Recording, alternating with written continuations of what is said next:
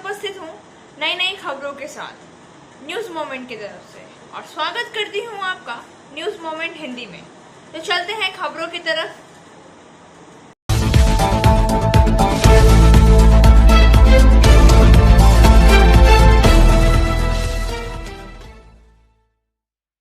किसान संघ और करनाल प्रशासन के बीच वार्ता भी सफल। 28 अगस्त को हुए लाठीचार्ज में किसानों ने कहा। लाठीचार्ज में शामिल सरकारी अधिकारियों और पुलिस कर्मियों के खिलाफ कार्यवाही की मांग को लेकर किसान महापंचायत के लिए शहर में उमड़ पड़े। अधिकारियों ने बताया कि वार्ता 2 घंटे तक चली। वार्ता का नेतृत्व करने वाले 11 सदस्यीय प्रतिनिधिमंडल फिर अनाज बाजार के लिए रवाना हुआ, जहां अन्य प्रदर्शनकारी एकत्र हुए थे। वहां अलग अलग बैठकों करने के लिए एक नेता ने कहा कि वे वहां अपनी अगली कार्यवाही तय करेंगे। बाजार में स्थिति तनावपूर्ण थी। किसान संघ के नेता IAS अधिकारी आयुष सिन्हा के खिलाफ प्राथमिक दर्ज कराने पर जोर दे रहे थे, जो घटना के वक्त अनुमंडलीय दंडाधिकारी थे। लाठीचार्ज के बाद प्रसारित एक वीडियो में सिन्हा को पुलिस से प्रदर्शनकारियों के बैरिकेड तोड़ने और सिर फोड़ने के लिए कहते हुए दिखाया गया है।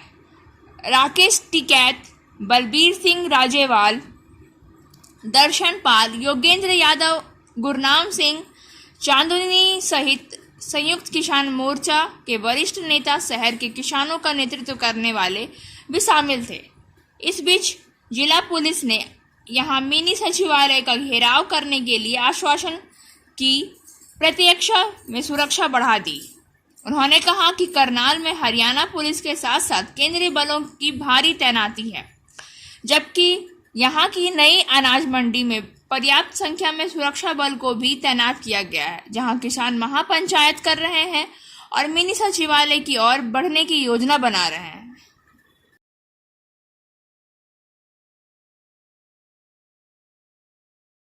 अफगानिस्तान अर्थात तालिबानों का शहर।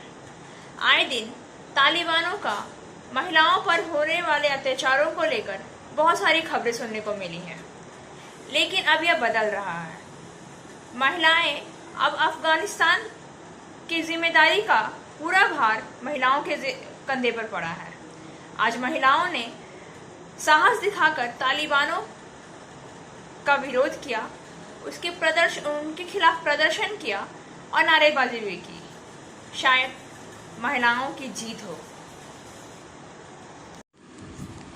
राजधानी काबुल, हेरात और मजार शरीफ सहित शहरों में छोटे छोटे अलग अलग प्रदर्शन करते हुए अफगान सड़कों पर उतरे।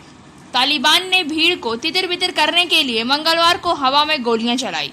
प्रदर्शनकारी मुख्य रूप से महिलाएं राजधानी में पाकिस्तानी विरोधी रैली के लिए एकत्रित हुई थीं।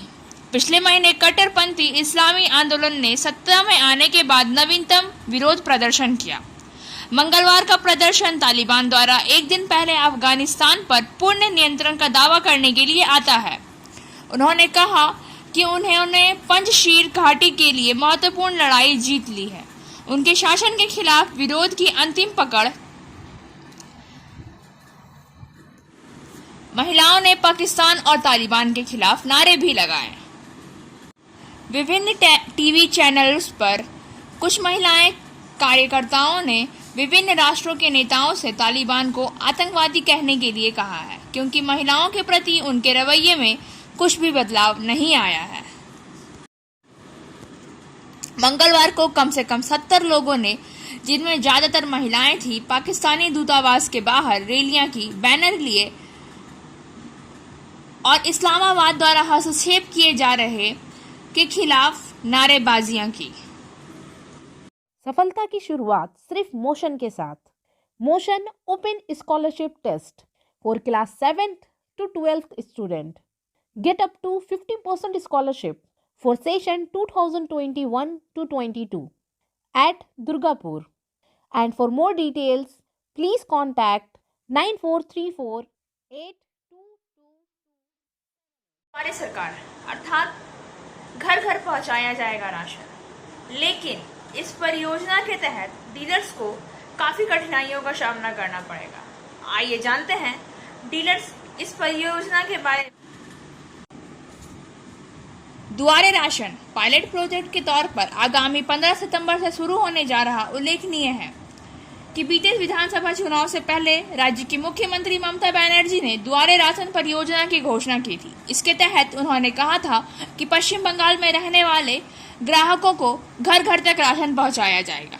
लेकिन इससे पहले पश्चिम बंगाल MR डीलर्स एसोसिएशन की पश्चिम बर्धमान जिला कमेटी की ओर से आसनसोल के भगत सिंह मोड़ पर स्थित पश्चिम बर्धमान के खाद्य कंट्रोलर दफ्तर के सामने प्रदर्शन कर ज्ञापन सौंपा गया। इस मौके पर MR डीलर के नेता मनोज कुमार अधिकारी ने कहा कि विभिन्न मांगों को लेकर प्रशासन का ध्यान आकर्षित किया जा रहा है। इनका कहना है कि इसके लिए घर घर राशन पहुंचाने में कुछ वास्तविक परेशानियां हैं जिनको सरकार को दूर करना होगा। उन्होंने कहा कि ऐसे कई राशन दुकानें हैं जहां तक बड़े वाहन नहीं जा सकते हैं, उन दुकानों तक राशन कैसे पहुंचाया जाएगा। इसके साथ ही इनका कहना है कि सरकार की तरफ से उनको वाहन के लिए 1 लाख रुपए की सब्सिडी दी जानी चाहिए, जबकि वाहन की कीमत 6.5 लाख रुपए है।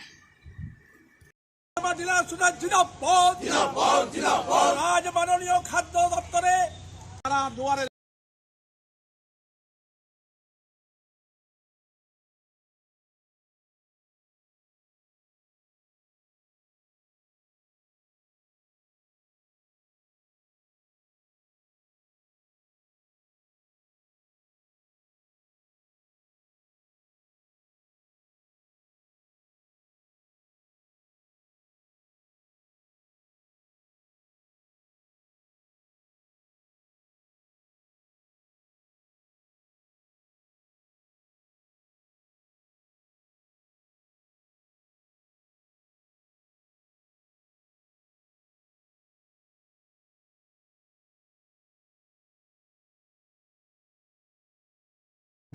बायोफिना drink healthy stay healthy.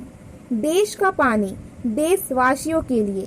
For trade inquiry mail care@rkmgroup.in। Call toll free number 1800-258-7060। National minor coal India limited ने मंगलवार को खेल विभाग, युवा मामले और खेल मंत्रालय भारत सरकार के साथ नई दिल्ली में देश में खेल बुनियादी ढांचों की बेहतरीन के लिए एक समझौता ज्ञापन पर हस्ताक्षर किया।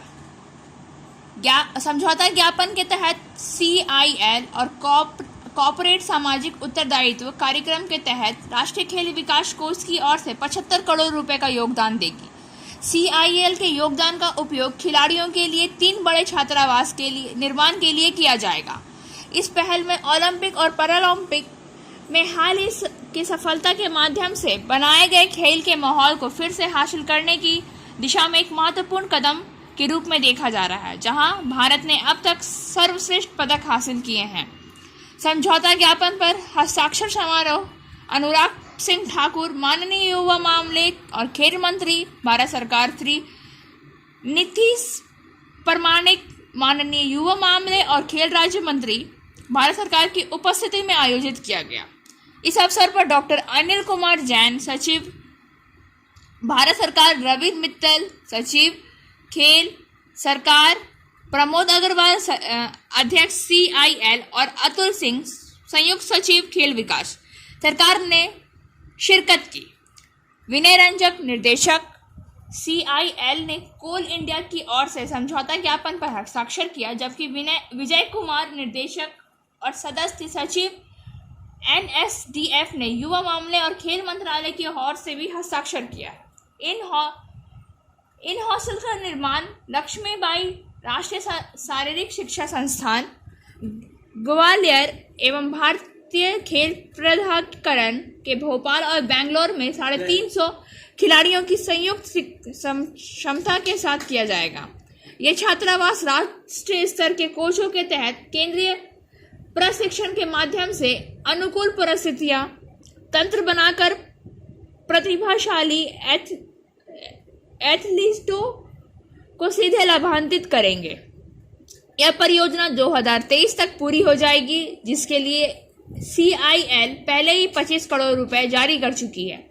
CIL का विशेष समर्थन भारत सरकार की खेलो इंडिया योजना के तहत बताए गए उद्देश्यों को पूरा करता है। विशेष रूप से CIL CSR योजना के तहत सालाना 500 करोड़ रुपए से अधिक खर्च करता है। CIL और उसकी सहायक कंपनियों ने अपने परिचालन क्षेत्रों में खेलों को बढ़ावा देने के लिए विषयगत क्षेत्रों के तहत कुछ उच्च प्रभाव वाली परियोजनाएं शुरू की।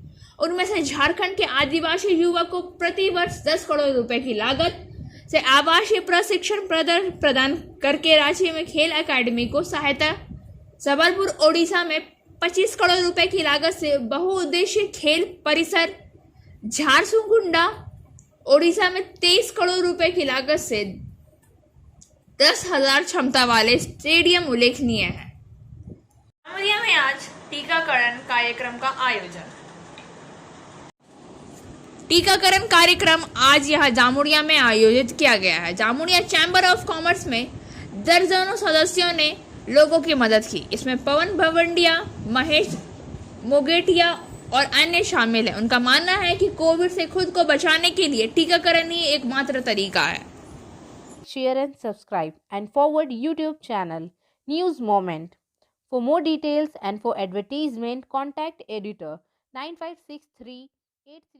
प्राथमिक स्वास्थ्य केंद्र में डॉक्टरों और कंपाउंडर के मनमानी कार्य के लिए उठाई गई आवाज। दिनांक 7/9/2021 को मीहीजाम के प्राथमिक स्वास्थ्य केंद्र में मीहीजाम युवा कांग्रेस ने कार्यकर्ताओं ने डॉक्टर तथा कंपाउंडर के मनमानी के विरुद्ध आवाज उठाया। वहां जाकर यूथ कांग्रेस के कार्यकर्ताओं ने निरीक्षण किया। निरीक्षण से पता चला कि वहां विगत कुछ दिनों से डॉक्टर की अनुपस्थिति है तथा डॉक्टर कंपाउंडर सही समय पर नहीं आते हैं। वहां के मरीजों के साथ कंपाउंडर द्वारा बदतमीजी से बात किया जाता है, जिससे लोग काफी परेशान हैं। मौके पर उपस्थित युवा नेता दानिश रहमान ने डॉक्टर से बात की और कहा व्यवस्था में जल्द से जल्द सुधार किया जाना चाहिए और उनसे आग्रह भी किया कि डॉक्टर यहां 24 घंटे उपस्थित रहे। उन्होंने यह बात काफी दुखद संवेदना जताते हुए कहा है कि कोरोना जैसे महामारी में पैरासीटामोल तथा नीमोस्लाइड्स जैसे दवाइयां यहां पर उपलब्ध नहीं है।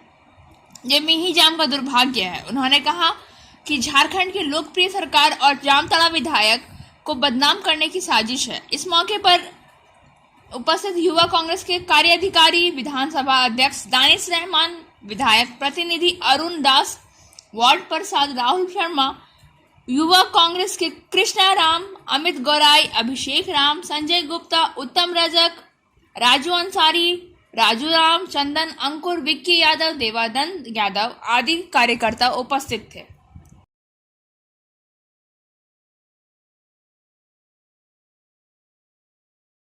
बालू माफिया के मिलीभगत से करोड़ों रुपए की लूट। हाल ही में हुई एक जांच से सामने आया है कि भू एवं भू राजस्व विभाग के कई अधिकारी ने बालू माफिया की मिलीभगत से खनन क्षेत्रों में करोड़ों रुपए की लूट की।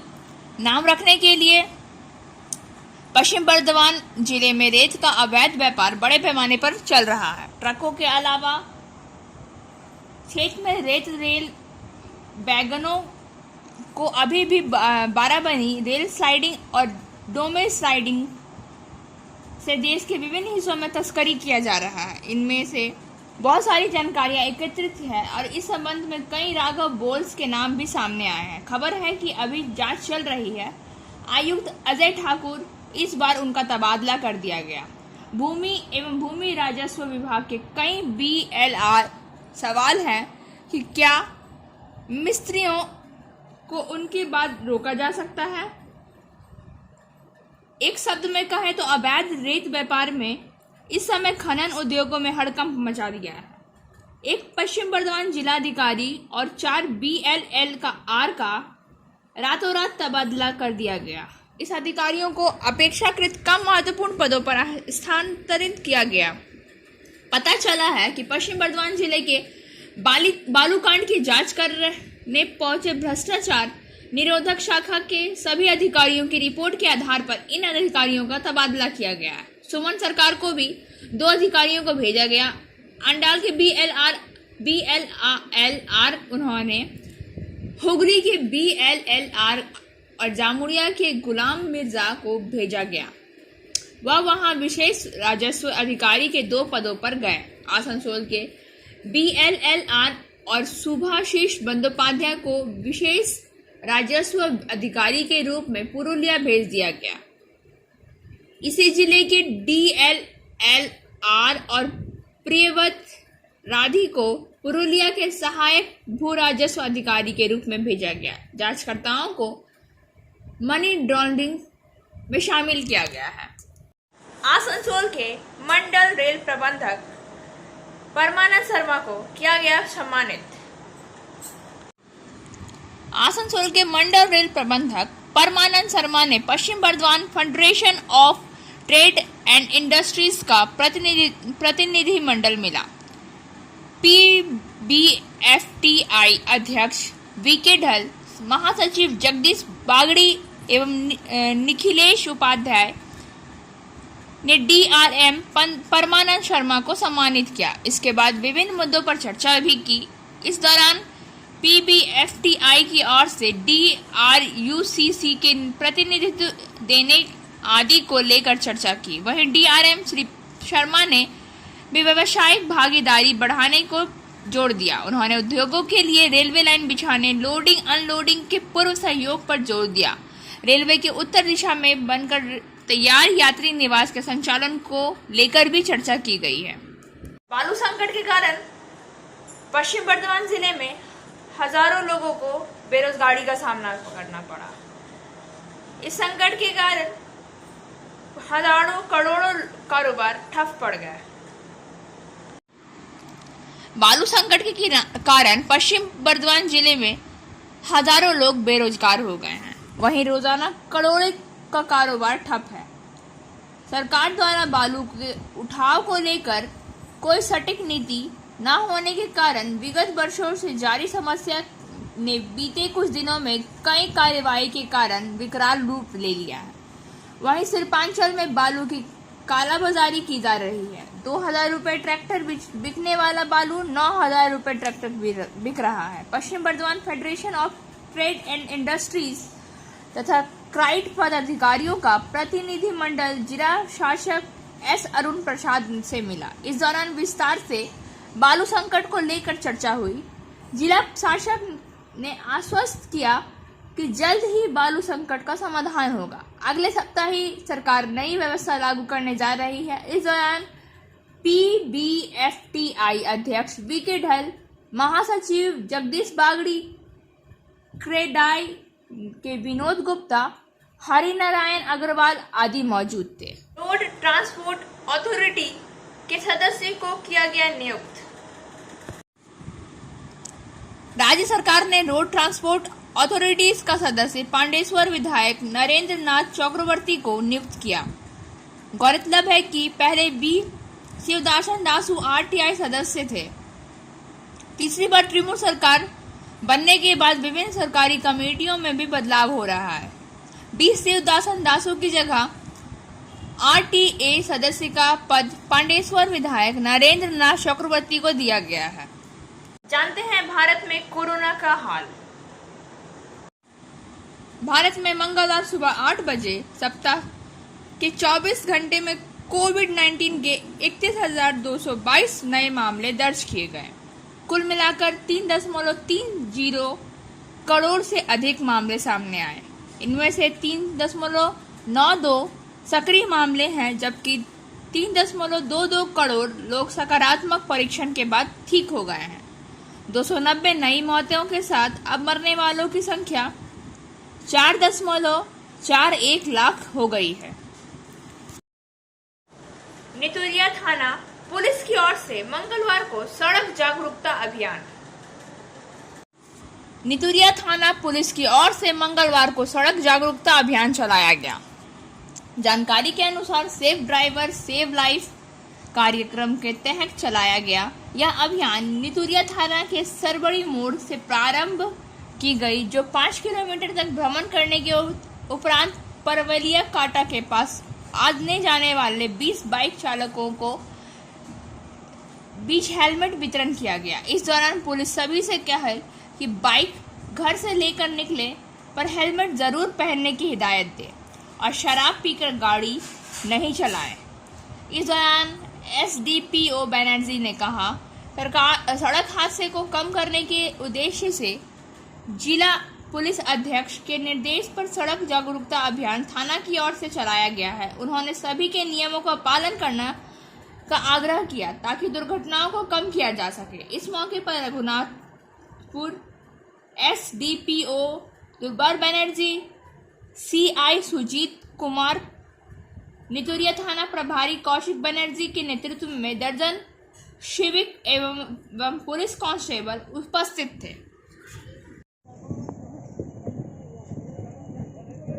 নমস্কার।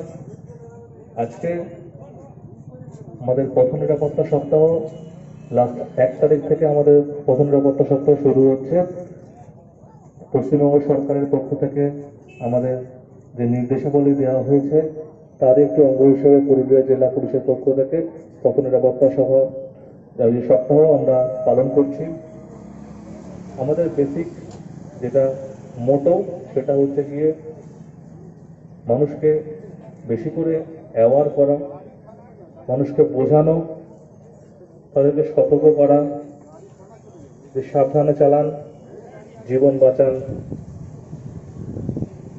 আপনারা যদি খুব ছোট ছোট কিছু ট্রাফিকের নিয়ম মেনে চলেন তাহলে সেক্ষেত্রে দেখা যাবে যে অনেক বড় বড় দুর্ঘটনা আমরা আগামী দিনে। पुलिस ने छापा मारा, पिकअप वैन समेत पकड़ा गया कोयला, ड्राइवर फरार। कुल्टी थाना अंतर्गत सतकोड़िया फाड़ी पुलिस ने गुप्त सूचना पर अभियान चलाकर 2 पिकअप वैन कोयला से लदा हुआ पकड़ा। सोमवार की देर रात सूचना मिली कि सतकोड़िया फाड़ी पुलिस को की गई सीतापुर 4 नंबर नदी किनारे बोरा में पकड़ा गया कोयला लदा 2 पिकअप वैन पुरुलिया ले जाने के लिए खड़ी है।